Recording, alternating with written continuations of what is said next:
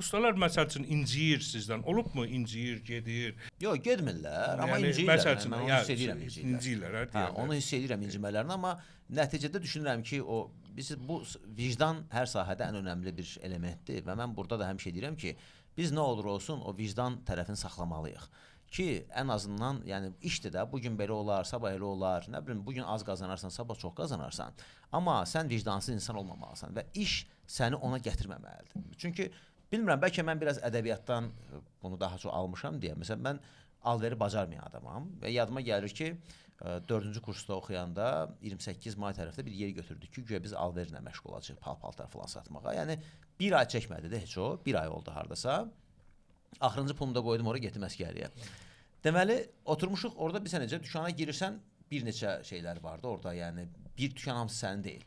Deyir ki, mənim vitrinim var, sən qızıl satırsan, o biri bir şey satır. O vaxtlar, bəli. Hə, belə bir yerdir. Biz də orada qoymuşuq, bilməm, belə uşaq paltarı, kaset, belə şeylərdir. Yəni, heç mənlik olan bir şey deyil. Sadəcə bir qohumumla belə bir qərara gəlmişdik ki, güya ki, biz bu işi bacaracağıq və mən oturmuşam orada kitab oxuyuram və görürəm ki, yanımızdakılar, məsəl üçün o qızıl falan satanlar gəlir ki, bugün heç alver yoxdur. Belə görürəm, bu adamın əhval-ruhiyyəsi alverə görə dəyişir də. Deyirəm ki, sənin bəyəm əhval-ruhiyyən pis olanda alver düzəlir. Yəni, sən niyə alverçi xarakterli olursan da, bu işi görürsən, müştəri olacaq, olmayacaq.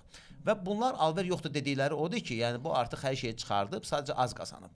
Məndə isə ümumiyyətlə alver yoxdur. Yəni, həqiqətən yoxdur da alver. Yəni, təsəvvür elə ki, gün ərzində bir dənə maksimum kaset satmışam. Rəqsanənin bir vəfa mahnısı çıxan vaxt idi, onu biraz sata bilirdik. O vaxtdan sevirsən o mahnını deməli. Hə, o travmam var o mahnı. Yəni, məsələn, bir dənə kaset satan adam neyniyə bilər də orada o yeri işlətmək üçün? Mümkün deyil və görürüm ki, adam gəlib mənə deyirəm ki, vallahi mən istəmirəm ki, alverçi xarakterli olum. Yəni, başa düşürəm ki, mən əgər alverə görə bugün pis, sabah yaxşı olanda, mən artıq raqib olmayacam. Burada da eyni şeydir. Yəni, əgər usta o vicdanını artıq itirirsə, pula görə, ona görə bunu eləyim, birinci o ondan çıxır. Yəni, buna fikir verən adam görür ki, o ondan artıqlamasından çıxır. Məsələn, Rəşad usta dəfələrlə bunu özü də deyir ki, hə, elədim, sonra elə artıqlamasından çıxdı məndən ki, peşman oldum ki, kaş eləməzdim. Məsələn, artıq pul dedim, belə şeylər olur. Yəni, birinci tərəfi budur. Amma ümumiyyətlə efirdən gedən ustalar, orada da məsələn biz görürük ki, artıq bu bizim xarakterə uyğun gəlmir də. Çünki nəticədə doğrudan da bizim layihədə kimin qalıb qalmayacağını dinləyici müəyyən edir daha çox.